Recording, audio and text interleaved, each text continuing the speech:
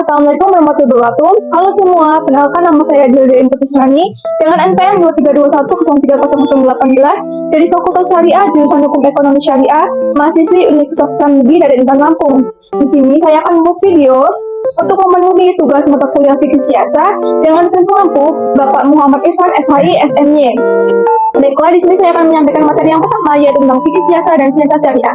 Pengertian fikih siasah. Fikih siasah adalah ilmu yang membahas tentang hukum-hukum pemerintahan dan konsep untuk menjalankan pemerintahan yang berlandaskan syariah Islam dengan tujuan memberi kemaslahatan bagi rakyatnya. Sumber kajian fikih siasah ada 3 bagian, yaitu yang pertama Al-Quran dan Sunnah, yang kedua sumber-sumber tertulis selain Al-Quran dan Sunnah, dan yang ketiga peninggalan kaum muslimin terdahulu. Contoh penerapan fikih siasah di Indonesia yaitu pelaksanaan pemilu, pelaksanaan masalah perdata, dan perencanaan pembangunan infrastruktur. Lanjut materi yang kedua yaitu pengertian siasah syariah. Siasah syariah adalah bidang ilmu yang mempelajari pengetahuan urusan negara dan masyarakat dengan segala bentuk aturan dan hukum. Siasah syariah bertujuan untuk mewujudkan kemaslahatan dengan menjaga rambu-rambu syariah. Sumber-sumber siasah syariah terdapat dalil-dalil kuli dari Al-Quran dan Sunnah atau hadis, maqasid syariah, semangat ajaran Islam, dan kaidah kuliah fikihiyah.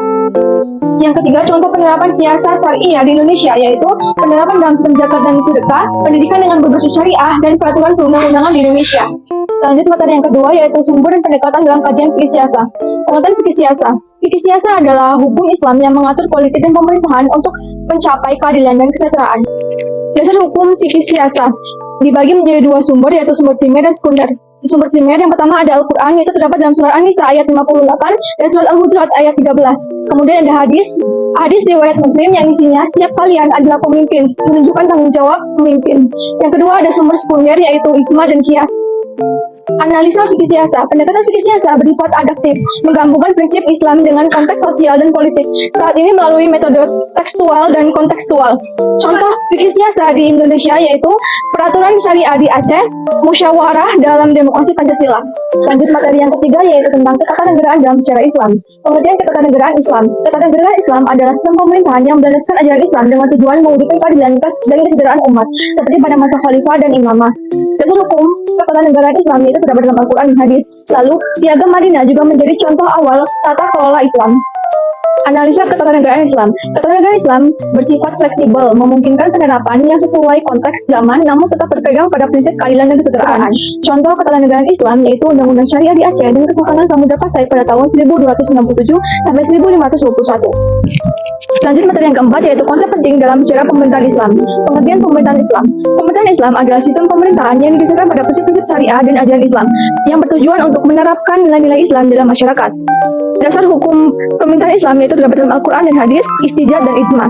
Analisis pemerintahan Islam.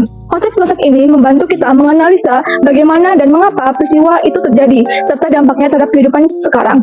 Contoh pemerintahan Islam yaitu kesultanan, wali songo, dan dakwah kebudayaan. Lanjut materi yang kelima yaitu siasah dusteria.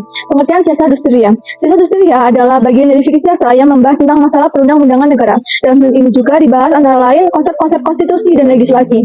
Ruang lingkup fikih siasah dusteria yaitu yang pertama bidang siasah tasriyah, yang kedua bidang siasah tanfisiyah, yang ketiga bidang siasah qadariyah, dan yang keempat bidang siasah idariyah. Dasar hukum siasah dusteria terdapat dalam Al-Quran dan hadis, ijma dan qiyas, dan Undang-Undang Dasar 1945. Analisa siasah dusteria. Sistem ini bertujuan untuk mengimbangi kekuasaan antara pemerintah dan rakyat. Namun, tantangan seperti korupsi dan penyalahgunaan kekuasaan sering menghambat implementasinya.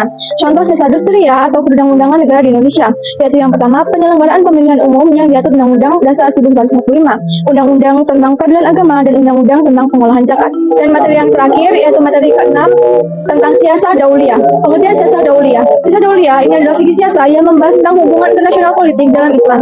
Dasar-dasar siasah dauliyah atau prinsip-prinsip siasah dauliyah antara lain yaitu yang pertama al-jamiah, yang kedua al-adalah, yang ketiga al-musawah, yang keempat al-karamah al-insaniyah, yang kelima al-tasamuh, yang keenam kerjasama kemanusiaan, yang ketujuh al-huriyah, dan yang ke-8 al-akhlak al-karimah.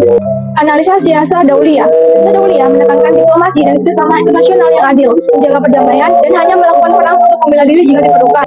Contoh fikih siasah dauliyah di Indonesia yaitu yang pertama peran Indonesia dalam organisasi kerjasama Islam atau OKI, dan yang kedua pembelaan terhadap Palestina. Sekian pemaparan materi dari saya, semoga bermanfaat. Terima kasih. Wassalamualaikum warahmatullahi wabarakatuh.